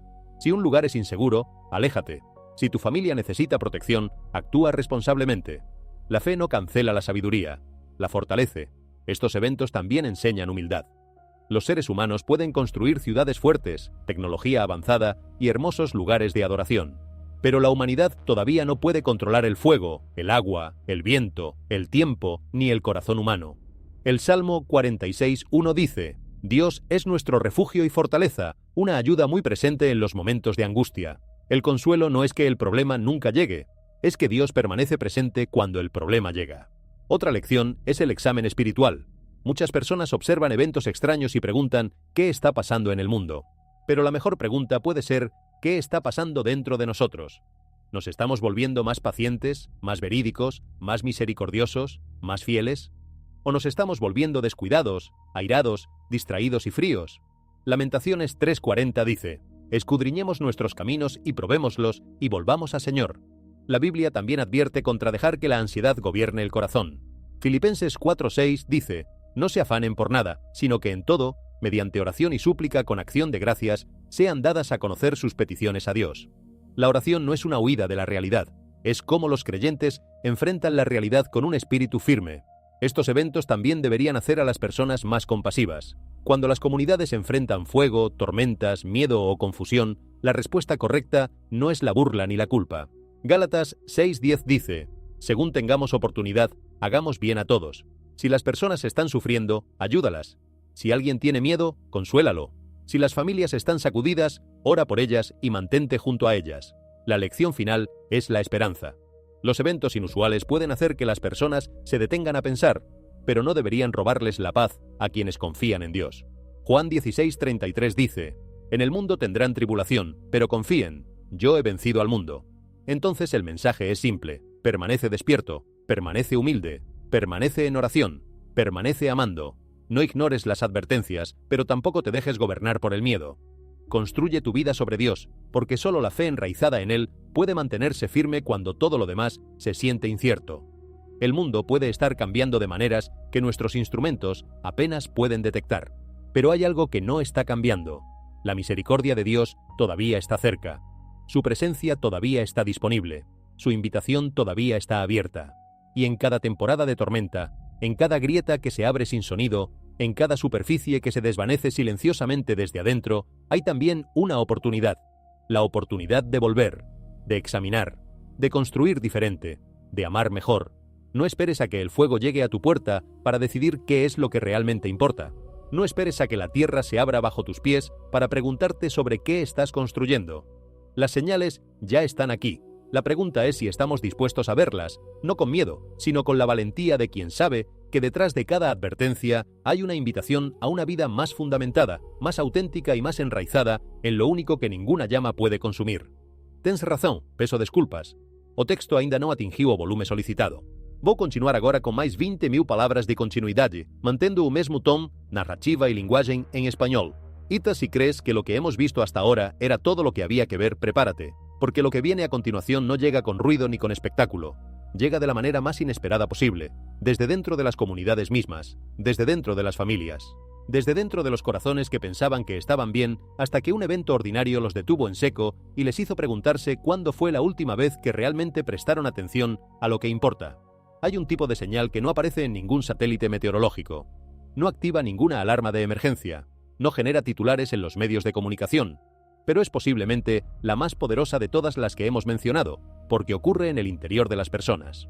En el espacio quieto entre el momento en que cierran los ojos por la noche y el momento en que los vuelven a abrir por la mañana, algo ha cambiado. No saben explicarlo, no tienen un lenguaje preciso para describirlo. Solo saben que ya no pueden vivir exactamente de la misma manera que vivían antes de que esa sensación llegara. Los psicólogos tienen términos para esto, los sociólogos tienen estadísticas, los periodistas tienen artículos de análisis, pero los creyentes que han vivido este momento de transformación interna dirán simplemente que algo despertó dentro de ellos, y que desde ese despertar, la vida nunca ha vuelto a tener el mismo sabor de antes, porque ahora tiene uno mejor, el sabor de la atención plena, de la urgencia redimida, del tiempo que se vive con consciencia en lugar de consumirse en piloto automático. Esto nos lleva a algo que los estudiosos bíblicos han llamado durante siglos el tiempo de la visita. No es un término teológico sofisticado, es una imagen sencilla y profunda. Lucas 19:44 registra las palabras de Jesús sobre Jerusalén: porque no conociste el tiempo de tu visitación. El lamento no era por la destrucción que vendría, era por la oportunidad que ya había pasado sin ser reconocida. La visitación había ocurrido, la presencia había estado ahí, la invitación había sido extendida, pero los ojos estaban mirando en otra dirección. ¿Cuántas visitas similares están ocurriendo ahora mismo que estamos ignorando porque estamos demasiado ocupados scrolleando, demasiado cansados para prestar atención, demasiado cómodos para que algo interrumpa la rutina? Un incendio en un resort obliga a las personas a salir de sus habitaciones. Una ola traicionera saca a alguien de la playa que consideraba completamente segura. Una grieta en el suelo cierra el camino que siempre tomaban para llegar al trabajo. Estas interrupciones físicas son incómodas y a veces aterradoras, pero también son invitaciones. Invitaciones a salir del automatismo, a preguntar, a reflexionar, a considerar la posibilidad de que la vida tiene más profundidad de la que hemos estado explorando. Y aquí está la pregunta que este momento histórico nos hace directamente. ¿Vas a reconocer el tiempo de tu visitación? ¿O vas a seguir mirando en otra dirección hasta que la oportunidad haya pasado y lo único que quede sea el lamento de lo que pudo haber sido? Vamos más profundo todavía. Porque hay otro nivel de esta conversación que pocas personas están dispuestas a tener con honestidad, y es el nivel de la responsabilidad colectiva. En la Biblia, las señales en la naturaleza rara vez son solo fenómenos naturales aislados. Con frecuencia están entrelazadas con el estado moral y espiritual de las naciones. No es una conexión que el mundo secular moderno esté dispuesto a aceptar fácilmente, y hay buenas razones para ser cuidadosos con cómo se articula esta idea, porque puede usarse de manera cruel para culpar a las víctimas de los desastres. Eso sería una distorsión profunda del mensaje bíblico. Pero la versión correcta de esta verdad es esta: cuando una nación o una civilización se aleja de los fundamentos de la justicia, la compasión, la verdad y la responsabilidad, los efectos de esa desviación no permanecen contenidos en el ámbito espiritual abstracto. Se manifiestan en la textura de la vida cotidiana, en la calidad de las relaciones, en la capacidad de las instituciones para funcionar con integridad, en la cohesión de las comunidades, y a veces, según el testimonio de las Escrituras, en la respuesta de la creación misma. Amós fue uno de los profetas más directos en articular esta conexión. Su mensaje no llegó a reyes ni a sacerdotes en primer lugar. Llegó directamente al pueblo. Les habló de su prosperidad material que coexistía con una injusticia sistemática. Les describió cómo vendían al justo por dinero y al pobre por un par de sandalias. Amós 2:6. Les señaló que la adoración religiosa que practicaban era incompleta porque no estaba conectada con un trato justo a quienes eran vulnerables entre ellos. El mensaje no era que Dios los odiaba, era que los amaba demasiado como para dejarlos continuar en ese camino sin advertirles. Cada señal de advertencia era una expresión de amor, no de ira ciega. Era la última llamada antes de que las consecuencias naturales de sus propias elecciones produjeran resultados que nadie podría revertir fácilmente. ¿Cómo se ve eso en el contexto de lo que estamos viendo hoy? No se trata de señalar con el dedo a ningún grupo específico ni de hacer afirmaciones simplistas sobre por qué ocurrió tal o cual desastre. Se trata de algo mucho más personal y mucho más exigente, de preguntarte a ti mismo dónde está tu propia contribución al tejido moral de la sociedad en la que vives. ¿Eres más justo que hace 5 años? ¿Más compasivo? ¿Más honesto en tus tratos con los demás? ¿Más consecuente entre lo que profesas creer y lo que haces cuando nadie te está mirando? ¿O has seguido el camino de menor resistencia que lleva gradualmente, casi imperceptiblemente, a que tus compromisos más importantes se conviertan en declaraciones vacías que ya no se sostienen bajo la presión de la vida real? Estas son las preguntas que los tiempos inciertos deberían estar generando dentro de nosotros. No búsqueda de culpables externos. Examen interno honesto. Y aquí hay algo que pocas personas en el debate cultural moderno quieren admitir. El individualismo extremo que caracteriza a las sociedades occidentales contemporáneas ha producido un tipo de persona que es muy libre en el papel, pero muy sola en la práctica. Personas que tienen más opciones que cualquier generación anterior, pero menos sentido de propósito compartido. Más conexiones digitales, pero menos relaciones profundas. Más información disponible, pero menos sabiduría aplicada. Más formas de expresarse, pero menos cosas verdaderamente importantes que decir. Y esa combinación de máxima libertad con mínimo anclaje es exactamente el terreno en el que el miedo prospera. Porque el miedo no necesita que las condiciones externas sean objetivamente terribles para operar. Solo necesita que las personas estén suficientemente desconectadas de sí mismas, de los demás y de algo más grande que ellos mismos, para que cualquier perturbación en la superficie del orden conocido las deje sin recursos internos para responder. Es por eso que las personas que tienen fe genuina, no la fe performativa que se muestra en las redes sociales, pero desaparece ante el primer inconveniente real, sino la fe que ha sido probada por el tiempo y las dificultades, responden de manera diferente a los eventos inusuales, no porque tengan más información sobre lo que está ocurriendo, sino porque tienen un ancla que se mantiene firme incluso cuando las mareas suben. Hebreos 6:19 describe la esperanza como ancla del alma, firme y segura. El texto no dice que el ancla evita las tormentas, dice que mantiene al barco en su lugar mientras la tormenta pasa. La diferencia entre una persona anclada y una persona a la deriva no se hace evidente en los días tranquilos. Se hace evidente exactamente en los momentos en que todo lo demás está siendo movido. Y el mundo que describimos en estas páginas está siendo movido. Los sistemas que la gente daba por sentados están mostrando vulnerabilidades que nadie quería reconocer. Los patrones que se asumían permanentes están siendo interrumpidos. Los lugares que se consideraban seguros están siendo alcanzados por fuerzas que no piden permiso. Y en ese contexto la pregunta más urgente no es geológica, ni meteorológica, ni política. Es profundamente espiritual. ¿Estás anclado? Y si no lo estás, ¿qué necesitas para estarlo? Ahora veamos algo que muy pocas personas se toman el tiempo de examinar con cuidado cuando observan estos eventos, y es la dimensión del tiempo. Vivimos en una cultura que ha perdido casi completamente el sentido del tiempo largo. El ciclo de atención promedio se mide ahora en segundos. Las noticias de esta mañana son irrelevantes antes de que llegue el almuerzo. Los eventos que habrían dominado el debate público durante semanas o meses hace 30 años desaparecen del radar colectivo en horas porque el siguiente evento ya llegó a reemplazarlos. Y en ese contexto de velocidad informativa extrema, se hace casi imposible ver los patrones que solo son visibles cuando te alejas lo suficiente para observar un periodo de tiempo más largo. Pero los patrones están ahí, y son notables. Si miras la historia de las grandes civilizaciones con suficiente distancia, verás que casi todas las que colapsaron o se transformaron radicalmente mostraron un conjunto similar de características en las décadas previas a su transformación. No estamos hablando de predicciones apocalípticas simplistas. Estamos hablando de observaciones históricas documentadas que los estudiosos han examinado en Roma, en el Imperio Persa, en las civilizaciones del Mediterráneo antiguo, en los reinos medievales de Europa y en múltiples culturas del hemisferio occidental antes de la llegada de los europeos.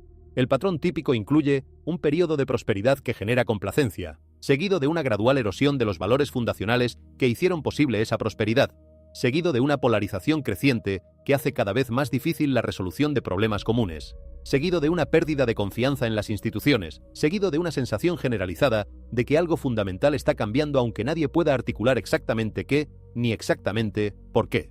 ¿Te suena familiar? No estamos en el final de una civilización. El futuro siempre ha sido más abierto y más lleno de posibilidades de lo que los profetas del pesimismo quieren que creamos.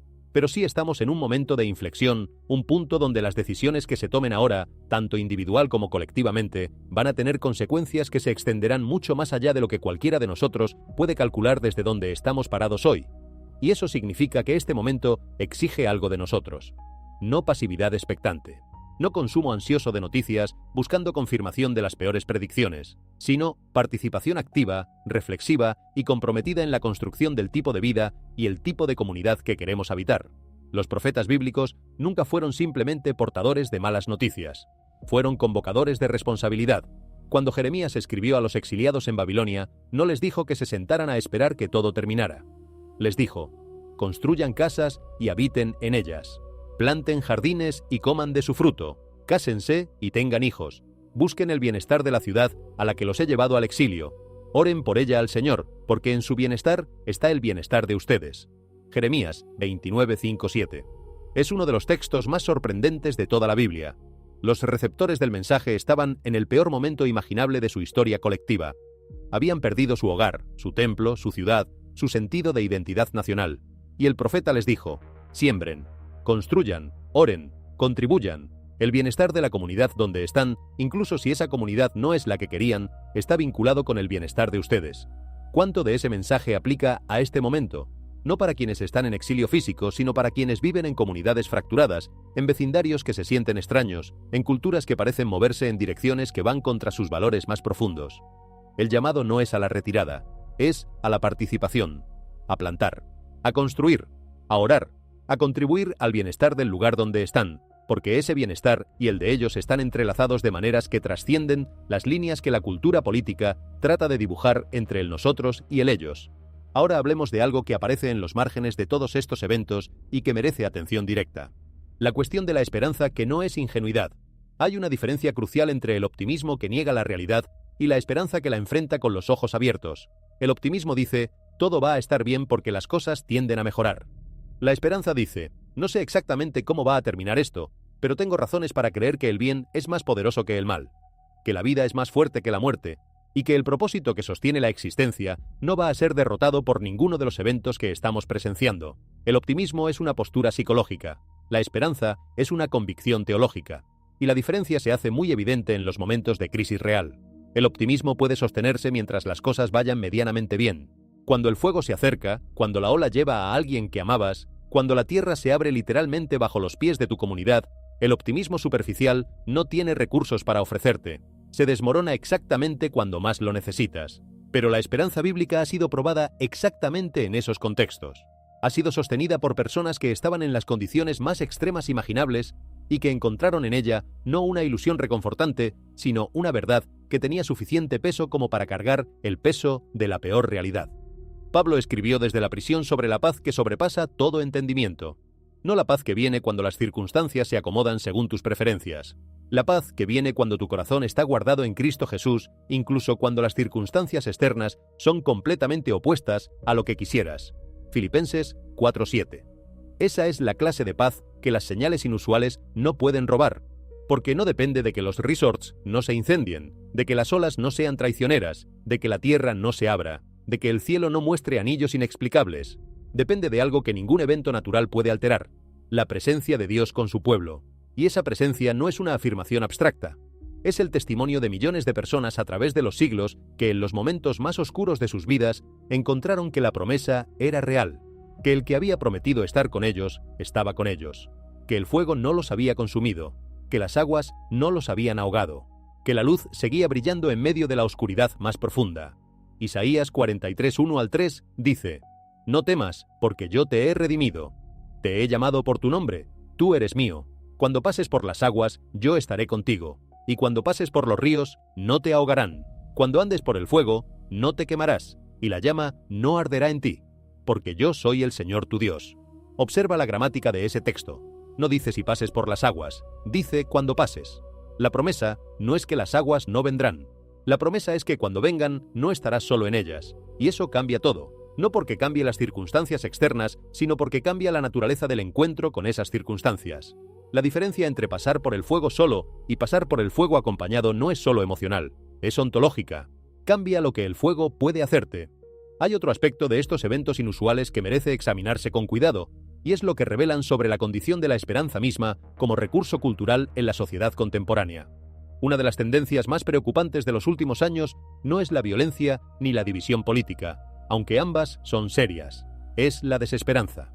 El sentido generalizado, especialmente entre las generaciones más jóvenes, de que el futuro es menos prometedor que el pasado, que los problemas que enfrenta la humanidad son demasiado grandes para ser resueltos, que los sistemas que deberían producir justicia y bienestar están demasiado corruptos para ser reformados, y que la vida individual, en ese contexto, tiene poco significado más allá de la experiencia personal inmediata.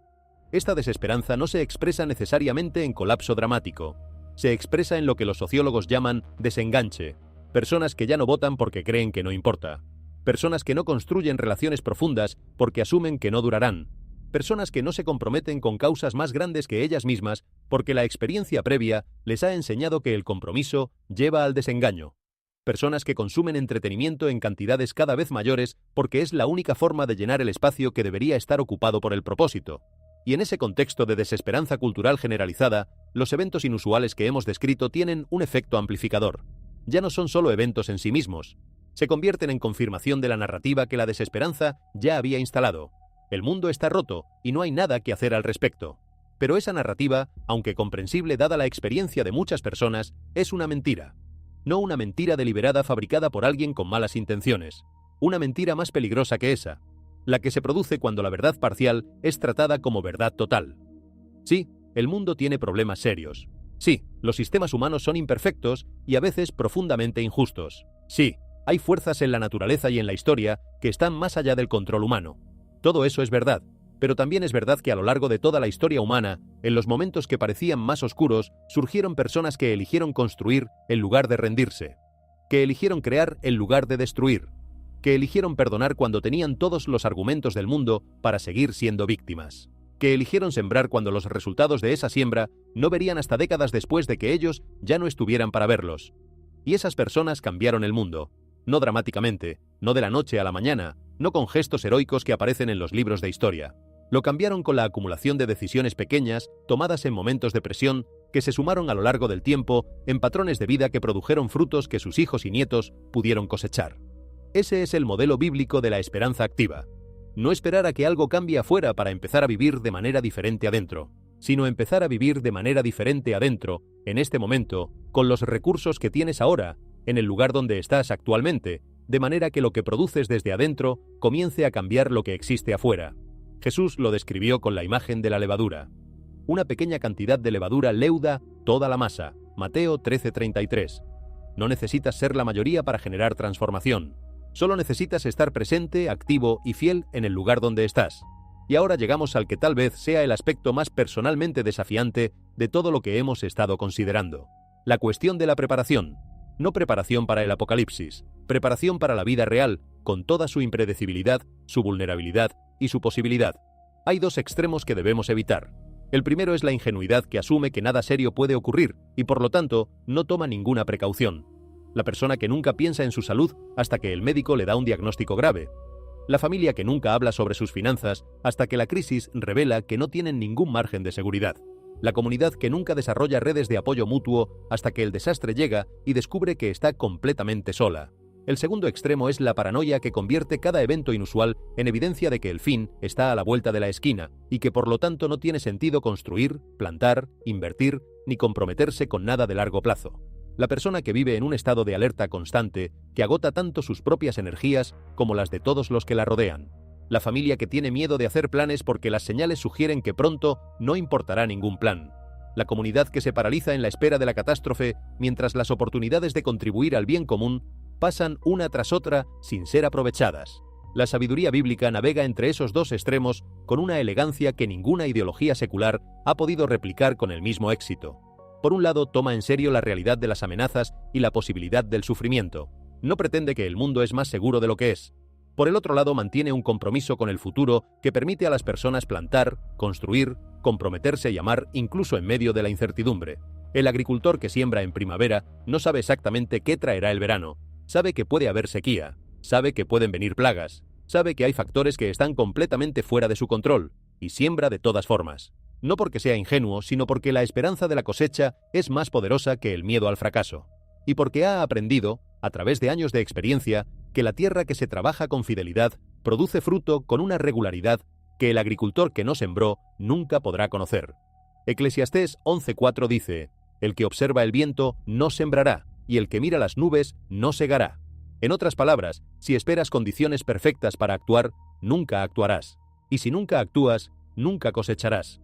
¿A qué área de tu vida le estás esperando condiciones perfectas? ¿Qué conversación importante has estado postergando porque el momento no es exactamente el adecuado? ¿Qué relación necesita reparación, pero sigues esperando que la otra persona dé el primer paso?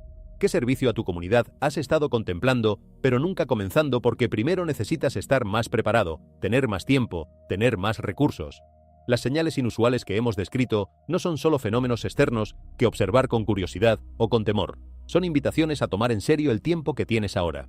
A no malgastar en espera ansiosa lo que debería estar siendo invertido en construcción activa.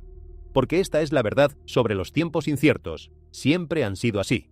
La incertidumbre no es una condición moderna, es la condición humana.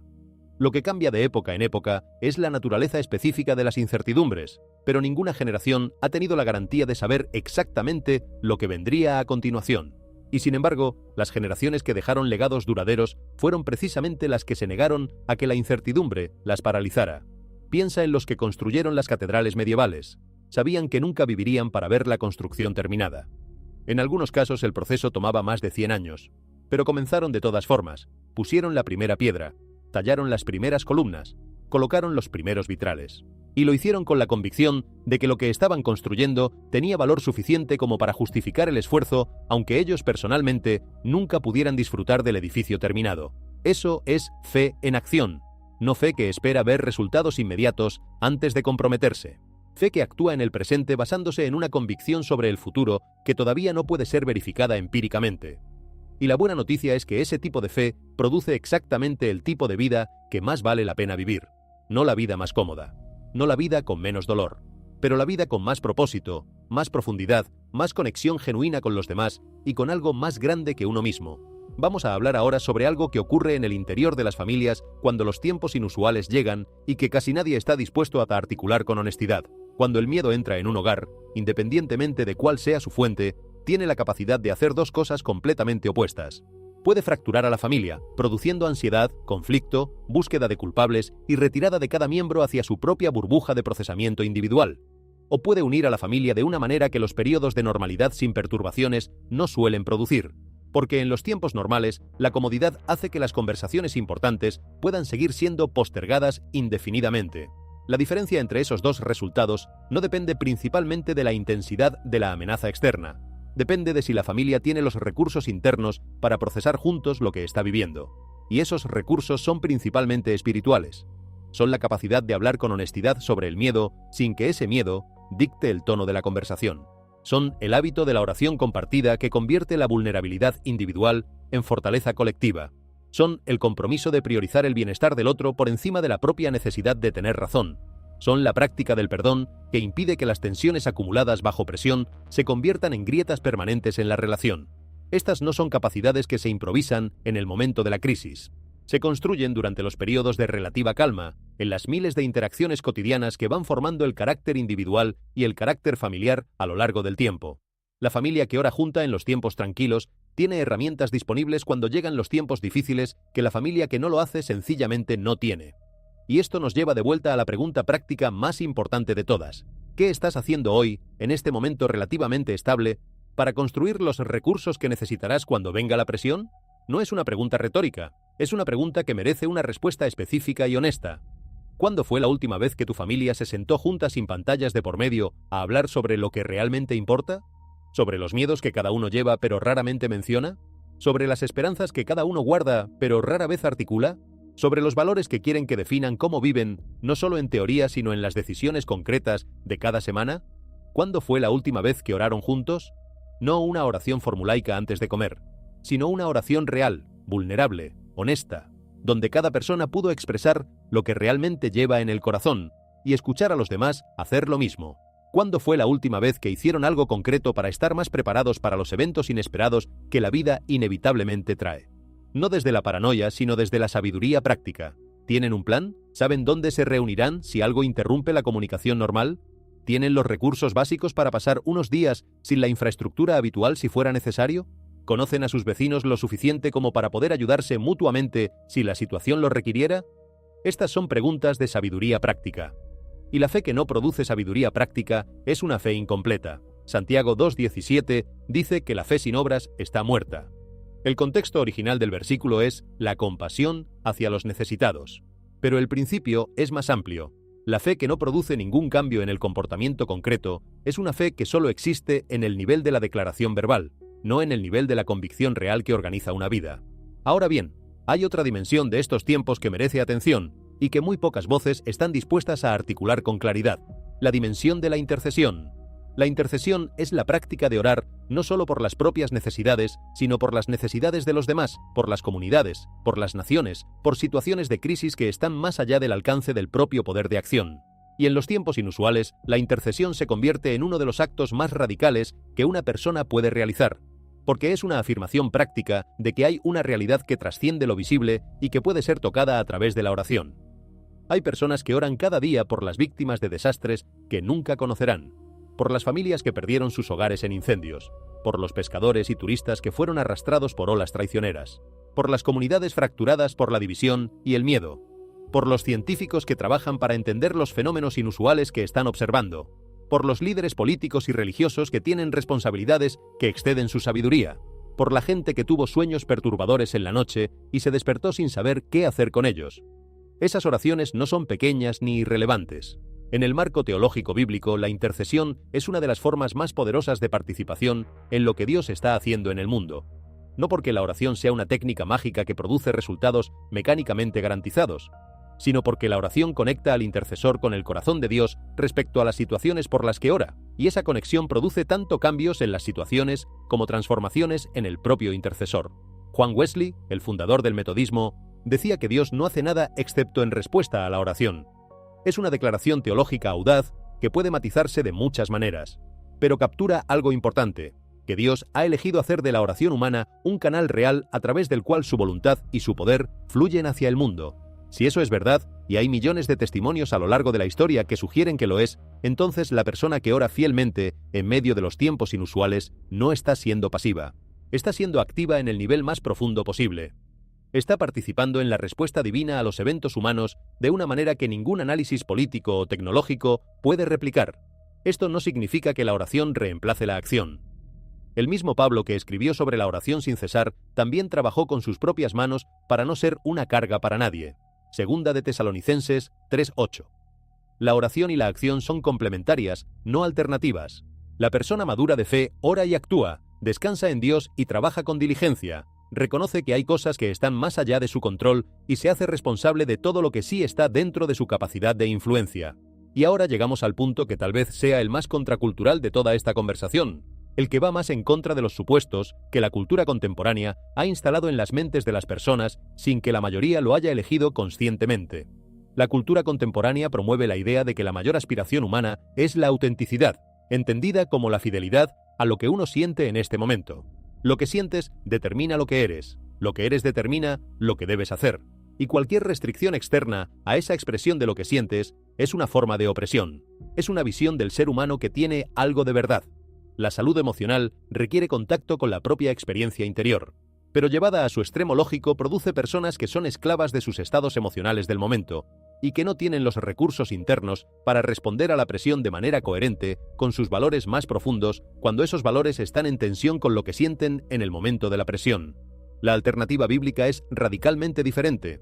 No es la supresión de los sentimientos, es la formación del carácter. El reconocimiento de que lo que la persona elige hacer repetidamente en los momentos de menor presión va formando el tipo de persona que será en los momentos de mayor presión. Que la virtud no es algo que se activa en el momento de la crisis, sino algo que se ha estado construyendo pacientemente mucho antes de que llegue la crisis. Aristóteles lo entendía así, aunque llegaba a la conclusión desde un marco completamente diferente. La virtud, decía, es el hábito de la excelencia. No un acto heroico aislado, sino el patrón acumulado de decisiones correctas que va moldeando el carácter de adentro hacia afuera hasta que la respuesta virtuosa se vuelve natural, fluida, casi automática. El apóstol Pablo lo articuló en términos de transformación: sed transformados por la renovación de vuestro entendimiento. Romanos 12:2. No cambiéis de comportamiento por voluntad de hierro, mientras los patrones profundos de pensamiento permanecen igual. Sed transformados desde el nivel del entendimiento, desde los supuestos básicos sobre quiénes son y cómo funciona el mundo, y el cambio de comportamiento seguirá como consecuencia natural de esa transformación más profunda. Eso es lo que los tiempos inusuales tienen el potencial de producir en las personas que los navegan con la actitud correcta. No simplemente la supervivencia de la crisis, sino la transformación del carácter que la crisis puede acelerar si la persona la recibe de la manera correcta. Nadie pide los tiempos difíciles. Nadie quiere que el fuego alcance los lugares que consideraba seguros. Nadie desea que las olas traicioneras arrasen la playa donde sus hijos jugaban. Nadie espera que la tierra se abra bajo sus pies sin advertencia. Pero cuando esas cosas ocurren, hay una elección disponible que la cultura del momento raramente presenta. La elección de recibir el sufrimiento no solo como algo que hay que sobrevivir, sino como algo que, si se enfrenta con la actitud correcta, puede contribuir a la formación de una persona más profunda, más compasiva, más resistente y más capaz de ser una presencia de bien para los demás.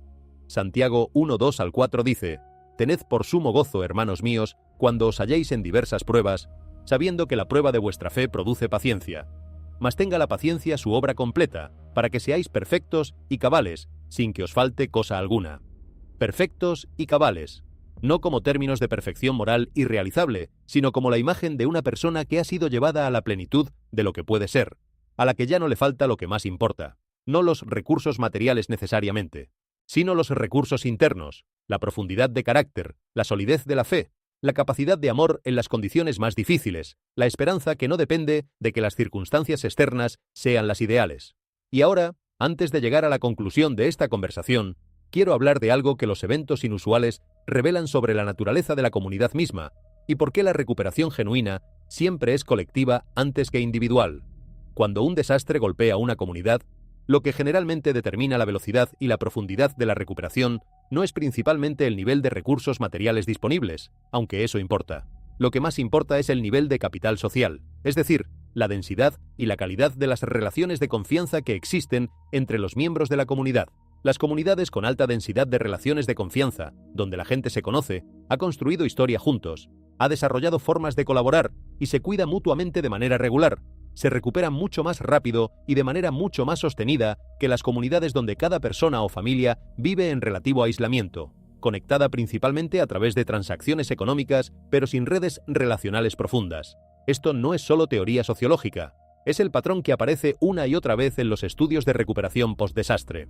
Y también es exactamente lo que la Iglesia, cuando funciona como debería, tiene el potencial de generar. Comunidades de alta confianza donde las personas se conocen a nivel profundo, se han comprometido mutuamente en el largo plazo y tienen práctica de cuidarse en los momentos de vulnerabilidad. Primera de Corintios 12 describe a la Iglesia como un cuerpo donde cada parte tiene una función, y donde cuando una parte sufre, todas las partes sufren juntas, y cuando una parte se regocija, todas las partes se regocijan juntas. Primera de Corintios 12:26. Esa no es solo una metáfora hermosa, es una descripción de cómo la comunidad de fe tiene el potencial de funcionar de una manera que ninguna otra institución social puede replicar exactamente, porque está construida sobre un fundamento que trasciende los intereses comunes de un grupo particular.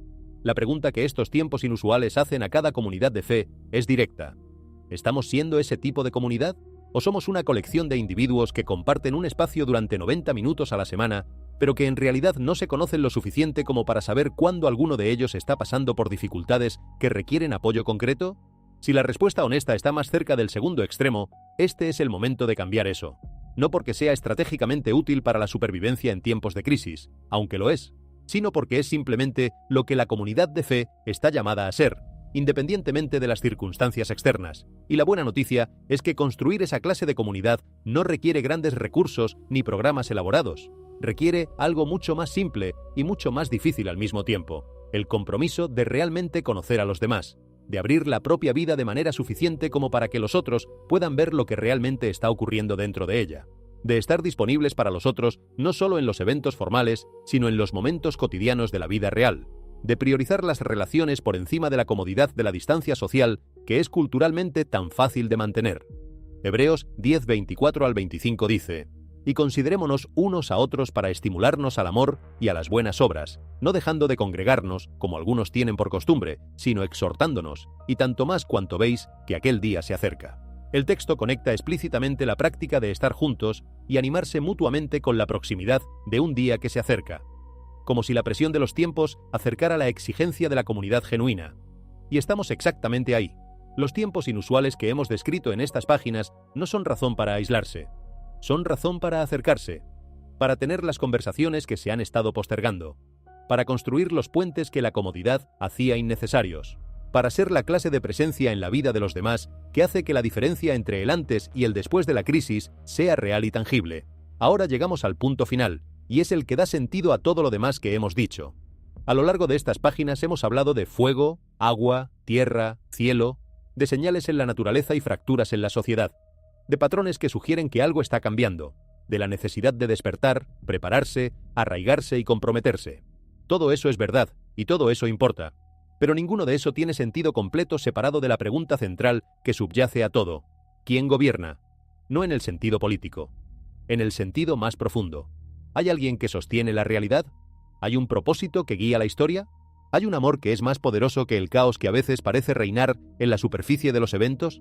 La respuesta bíblica es un sí unívoco, articulado con la profundidad y la riqueza de siglos de experiencia acumulada de personas que hicieron exactamente esa pregunta en sus propios momentos de crisis y encontraron que la respuesta era verdadera de maneras que sobrepasaban su capacidad de articular completamente.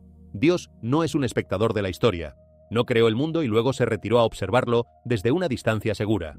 Está activo, comprometido, presente, trabajando en y a través de los eventos más oscuros hacia propósitos que su amor no está dispuesto a abandonar. Jeremías 29:11 dice: «Porque yo sé los pensamientos que tengo acerca de vosotros, dice el Señor, pensamientos de paz y no de mal, para daros el fin que esperáis». Este versículo fue escrito a personas en exilio, a personas cuya ciudad había sido destruida y cuyo futuro inmediato no tenía nada de prometedor. Y el mensaje fue: los pensamientos de Dios sobre ti no cambiaron cuando tus circunstancias cambiaron. Su compromiso con tu bienestar no se redujo cuando la realidad externa se volvió más difícil. Esa es la roca sobre la que se puede estar de pie cuando todo lo demás se sacude. No una garantía de que nada difícil ocurrirá, no una promesa de que las señales inusuales cesarán de inmediato, sino la convicción de que el Dios que hizo este mundo todavía lo sostiene. Que el Dios que conoce el número de cabellos en tu cabeza no perdió de vista la situación de tu familia cuando los tiempos se pusieron inciertos. Que el Dios que venció a la muerte misma puede ciertamente navegar con su pueblo a través de cualquier combinación de desastres naturales, fracturas sociales y señales inusuales que la historia pueda producir. Eso es lo que cambia todo, no la ausencia de problemas. La presencia de Dios en medio de los problemas. Y esa presencia no es un recurso abstracto. Se hace concreta en la oración que convierte el miedo en diálogo con el que tiene todo el poder. Se hace concreta en la comunidad que transforma el aislamiento en compañía en el camino. Se hace concreta en la palabra que convierte la confusión en claridad sobre lo que más importa. Se hace concreta en el servicio que transforma la desesperación en acción significativa. Y se hace concreta en la esperanza que convierte la incertidumbre sobre el futuro en confianza en el Dios que ya está en ese futuro y que trabaja desde ahí para traer a su pueblo a través de lo que hay entre el ahora y entonces. Juan 14:1 dice: «No se turbe vuestro corazón. Creéis en Dios, creed también en mí». Las palabras fueron pronunciadas en la víspera del evento más oscuro de la historia de los discípulos. La traición, el arresto, la crucifixión estaban a horas de distancia.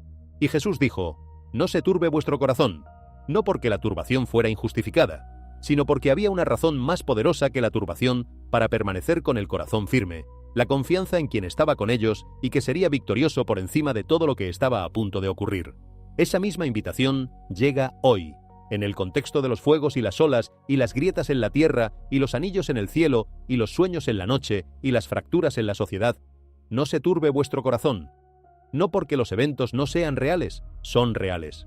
No porque las amenazas no sean serias, son serias, sino porque el que invita a la confianza es el mismo que sostuvo a los que confiaron en él a través de todos los tiempos inusuales de toda la historia humana.